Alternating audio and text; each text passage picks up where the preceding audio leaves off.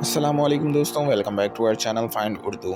Redness का मतलब है किसी जिस्म के हिस्से का लाल हो जाना, जो अक्सर इरिटेशन, इन्फेक्शन या दर्द की वजह से होता है।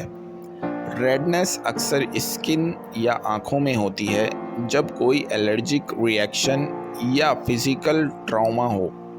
ये एक हेल्थ इशू है। एग्ज़ाम्पल, उसके चेहरे पर कुछ दाने आए और उनमें रेडनेस दिखाई देने लगी। The redness around the wound the redness around the wound indicate that it was infected.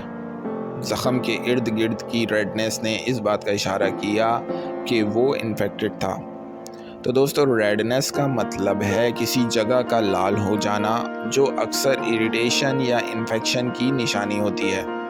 उम्मीद है अब आपको रेडनेस लफ्ज़ का मतलब समझ में आ गया होगा। मिलते हैं नेक्स्ट वीडियो में। शुक्रिया।